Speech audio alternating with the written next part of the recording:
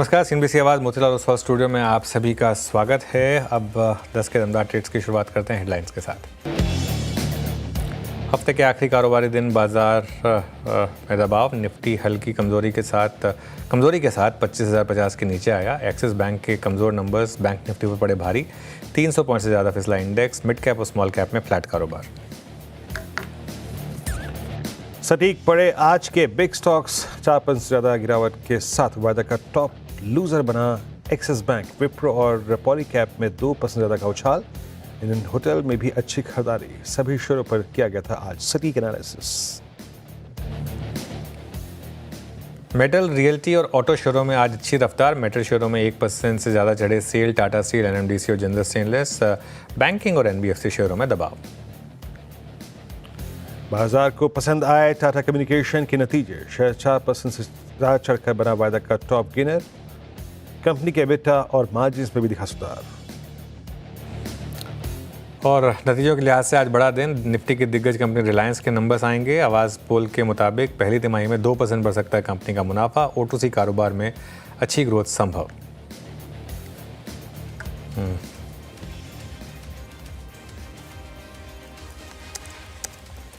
Okay, चलिए show की शुरुआत करेंगे और फिर में रहेंगे आपके साथ। और पिछले शो से राजेश सातपुते जी और प्रकाश काबा जी हमारे साथ बने हुए हैं। इस शो में कविता जैन जी जुड़ेंगी और आशीष ख्याल जी भी जुड़ेंगे अपने टॉप ट्रेड्स के साथ। टाटा कम्युनिकेशंस के CFO कबीर अहमद जी से बात करेंगे उनके नंबर्स पर, और उसके बाद मार्केट के बड़े ट्रेंड्स पर बात करने के लिए 361 की प्रेसिडेंट अनु जैन होंगी हमारे साथ, और कोटक सिक्योरिटीज़ के equity research head Shrikant Chauhan भी जुड़ेंगे अपनी टॉप ट्रेड्स के साथ। शुरुआत करते हैं। चलिए फिर आज जिस तरीके के मूव्स आ रहे हैं, निफ्टी करीब 75 पॉइंट नीचे 25,035 पर। सेंसेक्स में करीब 250 पॉइंट की गिरावट। बैंक निफ्टी करीब 300 पॉइंट नीचे आपको ट्रेड करता हुआ दिखाई देगा। एडवांस डिक्लाइन मोर और लेस इवन है, करीब 1:1 के करीब का एडवांस डिक्लाइन आपको ट्रेड में दिखाई देगा। पहले लूजर्स की बात करते हैं क्योंकि आज मार्केट नीचे है। सबसे ऊपर आपको एक्सिस बैंक दिखाई देगा 4% नीचे, सुबह 6% नीचे खुला, अभी भी 4% नीचे। इसके अलावा LTI Mindtree, Tech Mahindra, Supreme Industries, जी मैं FNO के नाम ले रहा हूँ कुछ, इटर्नल, एंजल वन, यहाँ पर हल्की सी गिरावट है। तेज़ी वाले शेयर्स में Tata communications 3.5%, Wipro 2.5%, Polycab, GMR airports, Jindal stainless, NMDC, Poonawalla Fincorp, ये कुछ स्टॉक्स है जहाँ पर आज आपको तेज़ी दिखाई देगी। फिर जी हाँ, चलिए तो अभी आपने अनुज से छोटी सी समरी बाजार की समझी। अब पैनल आपकी स्कीम पर रखते हैं। राजेश सतपुते जी और प्रकाश काबा जी पिछले कार्यक्रम से इस कार्यक्रम में भी शिरकत करेंगे। फ्रेश पर्सपेक्टिव लेकर, ताज़ा तरीन नजरिए लेकर कविता जी और आशीष ख्याल जुड़ चुके हैं। आप सभी को नमस्कार, कार्यक्रम में स्वागत है। कविता जी गुड मॉर्निंग, क्या पिक कर रही हैं आप आज call? Very good morning Virendra ji, Anuj ji, good morning everyone. So कल की ट्रेडिंग सेशन में भी हमने सेलिंग प्रेशर देखा था डिफेंस स्टॉक में। मुझे लगता है वहां और फर्दर सेलिंग आते हुए दिख सकती है। BDL में अच्छे ब्रेकडाउन आए हैं। एज ऑफ नाउ मुझे लग रहा है मजगांव डॉक, यहाँ पर फर्दर सेलिंग बढ़ते हुए दिख सकती है। 3037 के लेवल पर एज ऑफ नाउ है, अपने सारे एवरेजेस के नीचे आ चुका है काउंटर, और मुझे लगता है 2960 2940 के प्राइस टारगेट के लिए मजगांव पर आप एक शॉर्ट ट्रेड ले सकते हैं। स्टॉप लॉस मेंटेन करना चाहिए 3080 का। There is another जहां आज कुछ मूव्स अच्छे बनते हुए दिख रहे हैं, that is on real estate. तो रियल स्टेट में लोधा डेवलपर्स, यहाँ मूव अच्छे एक्सटेंड होते हुए दिख सकते हैं। एज ऑफ नाउ काउंटर 1457 के लेवल पर है। प्रीवियस हाइज इसके 1500 के लेवल के आसपास है। इंट्राडे पर्सपेक्टिव से मुझे लगता है 1470 1480 के प्राइस टारगेट के लिए लोधा को आप चेज कर सकते हैं। 1440 का स्टॉप लॉस मेंटेन करें। ओके, मैक्रोटेक आपकी स्क्रीन पे आपके 2 बाय कॉल्स हैं, स्ट्रॉन्ग कन्विक्शन आपका इस पे। अब चलते हैं बाकी ट्रेड्स के लिए। पहले काम करते हैं जरा निफ्टी के लिए क्या आइएगा। अभी भी डे लो की ट्रजेक्ट्री के आसपास ही घूमता हुआ, कोई बहुत साइजेबल मीनिंगफुल पुलबैक अब तक है नहीं यहाँ पे। इट्स 25022 और नीचे की तरफ हम यहाँ पे थोड़ा खिसकते हुए, तो दिक्कत तो है जनाब इस वक्त। खैर अगले ट्रेड पिक करते हैं आशीष जी से। आशीष जी बताइए 2 ट्रेड्स आपके क्या रहेंगे? देखिए, मेरा जो पहला ट्रेड रहेगा वो है गोदरेज एग्रोवेट में। यहाँ पर एक बहुत स्ट्रॉन्ग आउट परफॉर्मेंस दिख रहा है आज के दिन में, जहाँ सभी इंडाइसिस में प्रेशर बना हुआ है, लेकिन गोदरेज एग्रोवेट एक अच्छा खासा रुझान दिखा रहा है ऊपर की ओर। तो ये यहाँ से कंटिन्यूड मोमेंटम रह सकता है, अपने 20 डीएमए के ऊपर भी सस्टेन कर पा रहा है। तो गोदरेज एग्रोवेट पे बाय की राय है। नीचे में स्टॉप लॉस लगाना होगा 775 का, और टारगेट है 855 लेवल्स का। और दूसरा जो बाय कॉल है यहाँ पर नेटको फार्मा में। ओवरऑल डिफेंसिव और फार्मा स्पेस मेरे ख्याल से बेटर करने चाहिए इस माहौल में। और नेटको फार्मा यहाँ पर पिछले 4 से 5 दिन से अपने लोज को प्रोटेक्ट करके ऊपर की ओर चल रहा है। वॉल्यूम्स आज बहुत जबरदस्त पिकअप हो रहे हैं, तो ओवरऑल यहाँ से मोमेंटम बन सकता है। तो नेटको फार्मा में बाय की राय होगी। स्टॉप लॉस लगाना होगा 1010 का, टारगेट है 1110 का। ओके, अब चलें गाबा सर के पास। गाबा सर, गुड मॉर्निंग, बताइए आपकी पिक्स। Good morning. दो स्टॉक्स हैं। पहला है एम्बर 7671 पर ट्रेड कर रहा है। मेरे ख्याल से स्टॉप लगाना चाहिए 7600 का, 71 रुपीज का स्टॉप है। Near term target 7850 amber enterprise. दूसरा स्टॉक जो पसंद था मुझे, शायद यहाँ पर स्ट्रेंथ नजर आती है, वो है स्टील अथॉरिटी ऑफ इंडिया। करीब ट्रेड कर रहा है 135 के आसपास। स्टॉप लगाना चाहिए सिर्फ ₹1 का, 134, टारगेट 138। सेल। Okay, cell. और राजेश जी, आपकी ट्रेड्स? अनुज जी, देखिए 2 ट्रेड होंगे, एक मेटल्स है और सेकंड ऑयल। देखिए टाटा स्टील का सेटअप मुझे अच्छा लग रहा है, so Tata steel is a buy. 160 का स्टॉप लॉस रखे, 168, 170 का टारगेट होगा। सेकंड बाय कॉल रहेगा ऑयल पे, ऑयल इंडिया। ऑयल इंडिया का चार्ट देखिए, मुझे लगता है अभी यहाँ पे एक अच्छा मूव शुरू हो रहा है, तो यहाँ पे लॉन्ग साइड का ट्रेड होगा ऑयल पे। स्टॉप लॉस होगा 447 का, और जो एक्सपेक्टेड टारगेट है दैट इज 465 टू 470। चलिए, ये इस समय की ट्रेड्स। अब बात करते हैं कुछ नंबर्स की। टाटा कम्युनिकेशंस के नंबर्स बाजार को पसंद आए हैं। इनफैक्ट ये अब एफएनओ का टॉप गेनर है इस समय, 4% ऊपर। अच्छा मोमेंटम, कंपनी के एबिडा और मार्जिन दोनों में सुधार है। हालांकि मुनाफे पर हल्का सा दबाव है, लेकिन हम बात करेंगे अब ग्रोथ आउटलुक पर कंपनी के सीएफओ कबीर अहमद जी से। Kabir ji, good afternoon. बहुत बहुत शुक्रिया आज हमारे साथ जुड़ने के लिए। पहले डेटा रेवेन्यू की बात करते हैं, क्योंकि डेटा रेवेन्यू जब जून में एनालिस्ट डे था तो उसमें आपने कहा था कि आप इसको डबल कर देंगे FY27 में 13% की कैगर के हिसाब से। लेकिन Q1 में उतना नहीं दिखा, तो क्या ये मतलब थोड़ा सा कम फ्रंट लोड हुआ, आगे जाकर ज़्यादा ग्रोथ आएगी? यहाँ पर क्या एक्सपेक्ट करेंगे? क्योंकि ये सबसे पहले मैं इसलिए पूछ रहा हूँ कि आपकी कंपनी की ट्रिगर्स में सबसे बड़ा यही मान रहे हैं एनालिस्ट। अनुज जी, गुड मॉर्निंग। मुझे शो में आमंत्रित करने के लिए बहुत बहुत धन्यवाद। जब हमने एनालिस्ट डे को बताया था, 27 नहीं, हमने बोला था 27 से थोड़ा और आगे हो जाएगा, मगर वो आपका 13% का नंबर सही है। मैं ये कहना चाहूंगा, जो हमारा धंधा है वो B2B धंधा है। B2B धंधे में आपको थोड़ा लंपीनेस आता है। कभी कोई बड़ा डील एक क्वार्टर में आ गया, दूसरा रेगुलर रन रेट पे चलता है। तो रियली ऐसा 3 साल 4 साल में एवरेज लेना सही नहीं होगा। हमने डेटा रेवेन्यू को 9% से ग्रो किया, 9.4%, अगर एकदम प्रिसाइज कहूं तो वो एकदम अच्छा नंबर है। अगर हम कॉन्टेक्स्ट को देखें कि जो जियोपॉलिटिकल क्राइसिस चल रही है, जो टैरिफ का अनसर्टेनिटी है, जो मैक्रो इकोनॉमिक कंडीशंस है, इन कंडीशंस को मद्देनजर रखते हुए अगर हम 9.4% ग्रोथ देखेंगे तो ये ग्रोथ से हमें खुशी है। सही दिशा में चल रही है। हमारा ऑर्डर बुक बहुत बहुत हेल्दी है। इस quarter very healthy double digit हमारा ऑर्डर बुक भी हुआ है।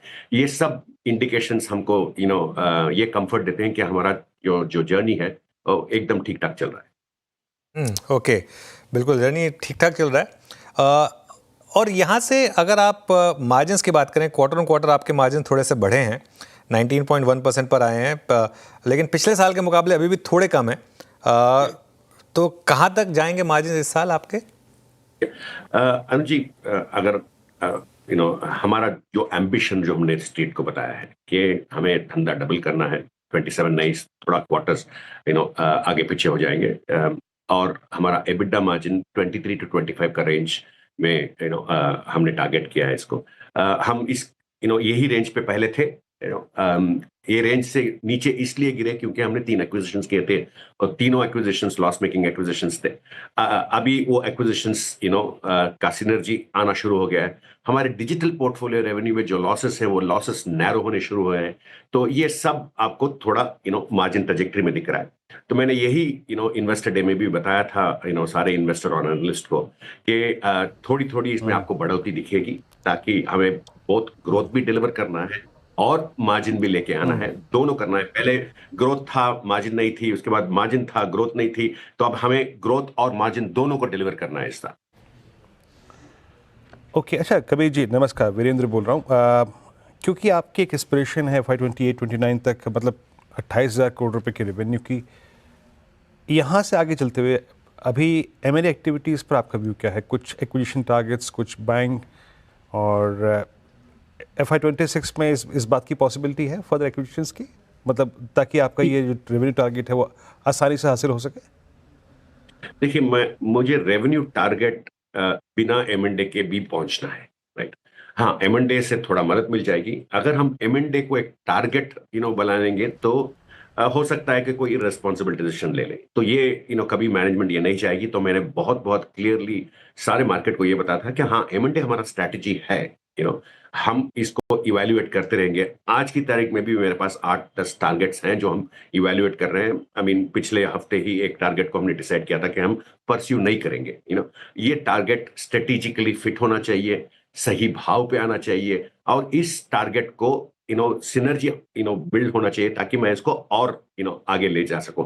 अगर ये 3 क्राइटेरिया, और चौथा क्राइटेरिया है कि मेरे एबिलिटी में कोई भी खरीद सकता है, इसको इंटीग्रेट करके बिजनेस में इसका सिनर्जी लेके आना बहुत बहुत इंपॉर्टेंट है। अगर ये 4 क्राइटेरिया फिट नहीं है तो हम M&A कभी नहीं करेंगे, राइट? हाँ, M&A इंपॉर्टेंट है क्योंकि जो सेक्टर में है, हम डिजिटल इकोसिस्टम में हैं, और इसमें अगर ये समझना कि सारा इनोवेशन हमारे घर में ही होगा, ये थोड़ा नाइव है और थोड़ा एरोगेंट भी है, राइट? कुछ इनोवेशंस बाहर होंगे, हमें देखना पड़ेगा मार्केट में, और उन इनोवेशंस को हम लेके आए ताकि हम ग्लोबल कंपनी है और हम इसको ग्लोबली स्केल कर सकते हैं। तो नजर M&A पे हमेशा रहेगी, मगर जब तक ये 4 क्राइटेरिया फिट नहीं होते, फिट नहीं करेंगे। Okay, your point taken as well that, जो इनिशियली आपने कहा कि ये रेवेन्यू टारगेट आप विदाउट किसी एक्विजिशन एक्टिविटी के भी कर लेंगे। अच्छा, अभी आपके पास लैंड बैंक की एग्जैक्टली सिचुएशन क्या है, उसकी रनिंग वैल्यू क्या है, और एक और चीज़, कितना स्कोप है आपके पास अपने एसेट्स को मोनेटाइज करके फंड रेज करने के लिए? क्योंकि एक लायबिलिटी आपके ऊपर है भी, दैट AGR केस का पॉसिबली आउटकम क्या होता है, तो उसके लिए अपने आप को प्रिपेयर कैसे किया आपने? इनफैक्ट ये बात भी इन्वेस्टर डे में, इनफैक्ट हमारा अगर आप प्रेजेंटेशन देखेंगे, एक सेपरेट चार्ट मैंने बनाया था, 2 साल से मैं बनाते आ रहा हूँ। हमारे पास लाइबिलिटीज हैं, AGR लाइबिलिटी। तो हम 2019 केस में हम पार्टी नहीं है, पार्टी एयरटेल और एयरटेल और वोडाफोन और टाटा टेली थे, मगर Tata communications was not a party to that. हाँ, हम देखेंगे क्या होने वाला है उस केस का। अभी तक वो कंटिजेंट लाइबिलिटी है, तो मेरे बैलेंस शीट में कंटिजेंट लाइबिलिटी दिखाई दे रहा है। मेरे पास बहुत सारे एसेट्स है, लैंड है, मेरा STT में 26% का स्टेक है। मेरे पास बहुत नेट ऑपरेटिंग लॉसेस बैठे हुए हैं इंटरनेशनल रीजन्स में। अगर आप देखेंगे 10 क्वार्टर से हमारा इफेक्टिव टैक्स रेट कम होते जा रहा है, कम होते जा रहा है, कम होते जा रहा है। क्यों कम हो रहा है? क्योंकि हमारे पास जो भी net operating losses international geographies में है, वहां पे जब मुनाफा बढ़ने लगता है तो मैं लॉसेस को यूटिलाइज कर रहा हूं और टैक्स का बेनिफिट हमें मिल रहा है। तो इस वजह से उसका यूटिलाइजेशन बेस्ट हो। तो ये तीनों एसेट्स जो हैं, अगर मैं आपको पल्ला बताऊं तो ये एसेट्स का पल्ला बहुत ज्यादा भारी है या ये कंटिजेंट लायबिलिटी के मुकाबले। हाँ, अगर टाइमिंग कब ये मटेरियलाइज होगा, कब ये होगा, ये मेरे हाथ में नहीं है। वो शॉर्ट टर्म इंपैक्ट आ सकता है, कैश ज्यादा आ गया और लायबिलिटी नहीं है, या लायबिलिटी आ गया मेरे पास, उसको पे करने के लिए कैश नहीं है। इसीलिए हम बैलेंस शीट में देखते हैं कि मेरा डेट कैपेसिटी कितना है, मेरे कवेनेंट्स के ब्रीच में मेरे पास बहुत ज्यादा डेट कैपेसिटी है। अगर अनटुवर्ड ये कोई इंसिडेंट हो सके तो हमारे पास इतना बैलेंस शीट में कैपेसिटी है कि हम बिना स्ट्रेस किए बैलेंस शीट को, ये लायबिलिटी को पूरा भी कर सकते हैं। ओके, एक आखिरी सवाल मेरी तरफ से कि बहुत इंटरेस्टिंग है, क्योंकि जो डिजिटल रेवेन्यू है, जो डेटा का ही पार्ट है, वहाँ 17% रेवेन्यू ऊपर है और आप चाह रहे हैं कि ये 65% पर पहुंच जाए। लेकिन ये अभी भी डिजिटल जो है वो लॉस मेकिंग है, लेकिन ओवरऑल आपका डेटा मार्जिन 17% है, तो ये कहीं ना कहीं थोड़ा सा बैठ नहीं रहा मामला। देखिए, जब बिजनेसेस छोटे होंगे ना, आई मीन छोटा साइज होगा, उसका जब मुझे फिक्स कॉस्ट इंफ्रास्ट्रक्चर डालना पड़ेगा। एक एमसीसी मल्टी क्लाउड नेटवर्क है, मल्टी क्लाउड कनेक्ट है, इसके लिए अगर मुझे फिक्स कॉस्ट जो डालना है, मुझे पहला 4-5 कस्टमर आ रहे हैं, मैं उनको पूरा फिक्स कॉस्ट लोड नहीं कर सकता उन पे।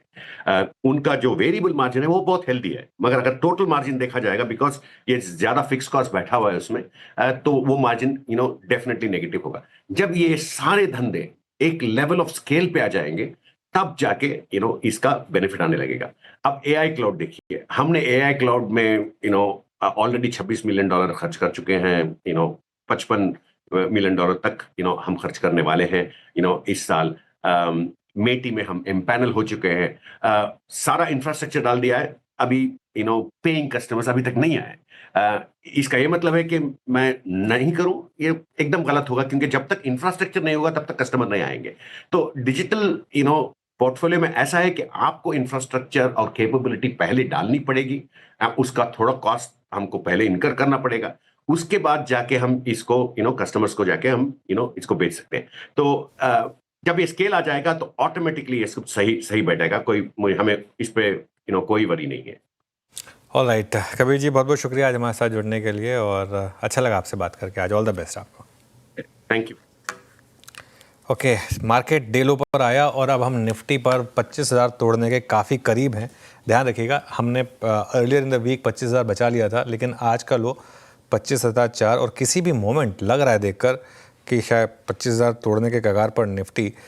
बैंक निफ्टी ने आज लीड किया, ज़्यादा डिसअपॉइंटिंग है ये, 400 पॉइंट नीचे। वो एक्सिस बैंक के नंबर्स का एक थोड़ा सा मार्केट फॉर राइट और रॉन्ग एक एक्स्ट्रापोलेट करके बाकी स्टॉक्स भी नीचे, और इस वजह से खासतौर से आईसीआईसीआई और आईसीआईसीआई इतना नहीं, लेकिन एचडीएफसी बैंक ज़्यादा, आईसीआईसीआई बैंक इतना नहीं जिसमें कह रहा हूँ, लेकिन एचडीएफसी बैंक ज़्यादा, उस पर इम्पैक्ट है। इस वजह से ये थोड़ा सा प्रेशर बैंक निफ्टी के ऊपर। हमारे साथ 361 की प्रेसिडेंट अनु जैन जुड़ी हैं, उनसे बात करते हैं। अनु, गुड मॉर्निंग। सबसे पहले तो बैंकों की बात कर लेते हैं। रिलेटिव आउट परफॉर्मर रहे हैं बैंक्स, लेकिन आज और जो कल हुआ, क्या थोड़ा ब्रेकडाउन के सेंस दिख रहे हैं यहाँ पर? गुड मॉर्निंग अनुज। सो बेसिकली ये रेंज बाउंड ही रहे हैं। आज आपको जो पहला मूव दिख रहा है कि there is a chance of it kind of breaking down, but वो बेसिकली वो 56 हाफ से 58 हाफ तक था। हमारी करीब 6 हफ्ते पहले भी बात हुई थी, तो मैं यही कह रही थी इसमें थोड़ा सा अपसाइड मुझे लिमिटेड लग रहा है, क्योंकि मुझे यही उम्मीद थी कि क्वार्टर रिजल्ट्स जो होंगे खास करके बैंक्स के would be nothing to write home about. वो देखते हुए अगर आप फिर भी देखो आज जिस तरीके से एक्सेस खुला है एंड वहां से मार्केट गिर रहा है, and it is kind of held that and not made a new low, in fact 1% ऊपर रिकवरी आई है।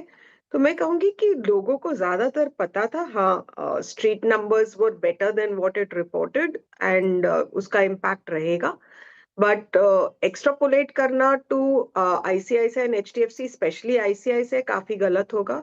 एचडीबी के जो रिजल्ट्स आए थे उसके कारण काफी एनबीएफसीज भी जिनका कमर्शियल व्हीकल या माइक्रो फाइनेंस पे है, दे टुक अ हिट, बट अगर आप उसके अगेंस्ट देखेंगे तो Bajaj finance is still doing okay. So my hope is the leaders of both the PACS, whether it is ICICI bank on the private bank side, on the PSU bank side SBI, and on the NBFC side Bajaj Finance, ये तीनों में आपको शायद एक rotation trade दिखेगा जिसमें people will go to from weaker results to stronger results. अच्छा अनु जी, अब आते हैं आईटी पर। आईटी पर वाकई अगर आप देखें स्ट्रक्चर बिगड़ गया, अब तक के तीनों नंबर्स ने अगर आप देखें परेशान किया। आईटी में डाउनसाइड कहाँ तक देख रहे हैं आप इस वक्त? और लार्ज कैप आईटी और मिड कैप आईटी में थोड़ा सा डिफरेंशिएट करके अगर कुछ स्टॉक स्पेसिफिक कमेंट करना चाहें तो वो भी कर सकते हैं। वीरेंद्र, एज अ हाउस हमने आईटी में पिछले 1-1.5 साल से हाथ खींचा हुआ है, एंड उसमें हम सही भी गए हैं, और जब शार्प रैली आई है हमने उसके अगेंस्ट पोर्टफोलियोज ने अंडर परफॉर्म भी किया है फॉर सम टाइम। यहाँ पे जिस हिसाब से हो रहा है, और एंड जो ग्लोबल रुझान है इस समय, एंड वो टैरिफ का ओवरहैंग है, वो कहीं ना कहीं जिस तरीके से बेंचिंग चल रही है इंडस्ट्री में, आई थिंक आप यहाँ से 5 से 6% की रिकवरी डेफिनेटली दे सकते हो। इंडिविजुअली वो प्रोबेबली मिड कैप्स में ज्यादा आएगा। I think not that we are holding it, but हमें परसिस्टेंट और कोफोर्ज उसमें अच्छे लगते हैं। बट ओवरऑल सेक्टर के ऊपर अगर आप साल पर साल देखेंगे, ग्रोथ स्लो हो रही है, मल्टीपल्स अभी तक डी रेट उतने नहीं हुए हैं। तो I think as an investment ये sector is not something that we are looking on as I would say as a tactical play की मार्केट का एक क्वार्टर अच्छा रहेगा तो एक क्वार्टर का टैक्टिकल ट्रेड प्रोबेबली वो बनता है, वो भी after tariff. But otherwise I think this is one of the sectors we actually stayed away for more than a year. Okay, stock specific Anu इस समय आपको कहाँ अच्छे मौके दिख रहे हैं ब्रॉडर मार्केट में? अनुज, मेटल्स जो पिछली बार भी मुझे अच्छा लग रहा था, मूव इतना खास अभी तक आया नहीं। आई थिंक ये एक सेक्युलर रैली आएगी over a year period. I think it's testing our patience out there. तो फेरिस में मेरे को टाटा स्टील, जेएसडब्ल्यू स्टील अच्छा लग रहा है, एंड नॉन फेरिस में Hindalco. I think these 3-4 stocks should consistently do well. I would से 1 साल का व्यू बना के डिप्स में खरीदना would be a right strategy. We looking that ये प्रोबेबली सेक्टर चाहिए, आपका बड़ा वेटेज नहीं हो सकता आपके पोर्टफोलियो में, but it should definitely now make an entry. So one is that. Second, आपका एफएमसीजी जो काफी टाइम से चला नहीं है, और हमने देखा है जब भी मार्केट में वॉलेटिलिटी बढ़ती है वो एक सेक्टर चल सकता है। तो उसमें चाहे एक नोन नेम हिंदुस्तान लीवर ठीक लगता है, चार्ट पैटर्न्स ठीक है, एक आपका एक मिड कैप में जाइडस हेल्थ केयर है, those are looking good because it's not really a healthcare portfolio जो उनका पोर्टफोलियो है, it's more an FMCG portfolio. Relatively valuations भी ठीक है, टेक्निकली चार्ट अच्छी लग रही है, तो आई थिंक वो अच्छा लग रहा है। बाकी आई थिंक जो होटल्स और ये सब है, I would put it on the end of the cycle where I would probably start taking profits if I see any more, where probably the switch would be back to your Indigo related stocks जो travel tourism के हैं from hotels, and cement अच्छा लग रहा है, and उसमें भी आपका अंबुजा बिल्कुल चला नहीं है, वैल्यूएशंस ठीक है। अगर थोड़ा बहुत और गिरता भी है, यहाँ से दो चार्ट पैटर्न्स स्ट्रेंथ दिखा रहे हैं, I think those are the places for the next, I would say, a quarter. These are tactically looking to be good. A caveat would be हमारे clients in their portfolios which are long term would be holding these. All right Anu, बहुत बहुत शुक्रिया आज हमारे साथ जुड़ने के लिए और इन सब टॉपिक्स पर बात करने के लिए। मार्केट में ब्रेकडाउन है और बड़ा वाला ब्रेकडाउन है। अब इसको हम कोई छोटा मोटा ब्रेकडाउन नहीं कहेंगे वीरू। 25,000 के डिसाइसिवली नीचे अब हम, और वॉल्यूम के साथ इसको ब्रेक किया हमने। और सबसे बड़ी दिक्कत, बैंक्स और आईटी दोनों गिरे, मिड कैप इंडेक्स गिरा और एडवांस डिक्लाइन 1:2.5 के करीब का। तो क्लियरली वो जो एफआई के शॉर्ट्स थे उन्हें शायद सेंस थी या जो मर्जी है, लेकिन आज ब्रेकडाउन है मार्केट में। बिल्कुल अनुज, और मेरे ख्याल से अभी मैं डेट नहीं निकाल पा रहा हूँ, बट एट 24942 निफ्टी एग्जैक्टली अपने 50 डेमा पे आ गया। आज से 3 रोज़ 4 रोज़ पहले हमने 20 डेमा को वायलेट किया था, हम 20 डेमा को रीगेन नहीं कर पाए और फाइनली वी आर एट 50 डेमा। अनुज, ये गंभीर ब्रेकडाउन है, जैसे कि आप कह रहे हैं कि वॉल्यूम्स, और दूसरी बात ये है कि ये बैक्ड बाय अर्निंग्स। यस, वो सारी थ्योरी स्ट्रेंथ वाली थी कि भाई अर्निंग्स अच्छी होंगी, तो ये वाकई अर्निंग्स डिसअपॉइंटमेंट ने ब्रेक डाउन दिया है। क्या ये थोड़ा सा एक्सटेंड कर सकता है? बिल्कुल। देखिए हमने हमेशा एक व्यू रखा था कि अगर इस क्वार्टर की अर्निंग्स अच्छी नहीं आई तो बाजार गिरेगा। भले ही एक ओवरऑल पॉजिटिव व्यू था, लेकिन विद द कैवेट की अर्निंग्स का सपोर्ट नहीं मिला तो बहुत डिसअपॉइंटिंग हो सकता है, और अब तक तो वो नहीं मिला है। आई थिंक अब होप यही है कि जो आज शाम को और वीकेंड में नंबर्स आ रहे हैं, क्योंकि वो सबसे बड़े नंबर्स हैं 3, वो अच्छे आ जाएं। अगर वो अच्छा आ गया तो फिर शायद रिवर्सल मिले। बट लेट्स सी, एक काम करते हैं, अगले गेस्ट को जोड़ते हैं। कोटक सिक्योरिटीज़ के equity research head Shrikant Chauhan जुड़े हमारे साथ। Shrikant, good morning. आपकी क्या अप्रोच रहेगी इस ब्रेकडाउन में? Good morning Anuj, good morning Virendra. तो देखो अनुज जी, यहाँ पे अगर मार्केट के ट्रेंड को देखें तो ये करेक्टिव पैटर्न है, और इस करेक्टिव पैटर्न का अभी 5th लेग की शुरुआत हुई है। या तो ये 350 पॉइंट का होना चाहिए, या तो ये 500 पॉइंट का होना चाहिए। अगर 350 पॉइंट का हो रहा है तो 24,900 में रुक जाएगा। अगर 500 पॉइंट का अगर होना है तो मुझे लगता है कि 24,800 24,750 के करीब जाके ये रुक सकता है। लेकिन ये क्लियरली करेक्टिव पैटर्न है, और क्योंकि 24,500 से जो रैली देखी थी उसका एक करेक्टिव है और मुझे लगता है समवेयर क्लोज टू 24,800 हमें लगता है वहां पे कुछ कॉन्ट्रा व्यू के साथ मार्केट में लॉन्ग पोजीशन बनाने की जरूरत है। हमें लगता है वापस से एक मार्केट में रिबाउंड देखने मिलेगा और मार्केट इसी रेंज में यानी 24,500 और 25,500 या 26,000 के रेंज में ट्रेड करते हुए नजर आएगा। तो अभी यहाँ पे थोड़ा सा सेल ऑफ और देखने मिलेगा, लेकिन 100-150 पॉइंट के बाद हमें लगता है कि मार्केट में अच्छा सपोर्ट भी मौजूद है। यस, आज बैंक निफ्टी में ब्रेकडाउन आया है, बैंक निफ्टी गैप डाउन खुला है और गैप से नीचे आ रहा है।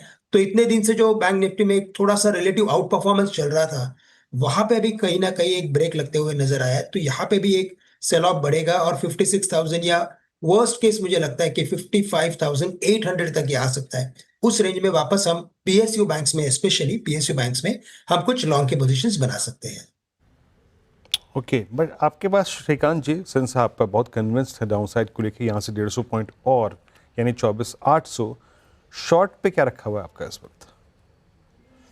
शॉर्ट में देखिए हमें ना उन स्टॉक को देखना चाहिए वीरेंद्र जहां पे निगेटिव डाइवर्जेंस का एक फॉर्मेशन बना है। और स्पेसिफिकली अगर आप देखें तो एसबीआई लाइफ यहाँ पे काफी अच्छा एक टायर्ड फॉर्मेशन बना हुआ है। ये स्टॉक चलते चलते एक ऊपर के लेवल पे रुक गया है और अभी यहाँ पे करेक्शन की शुरुआत हुई है।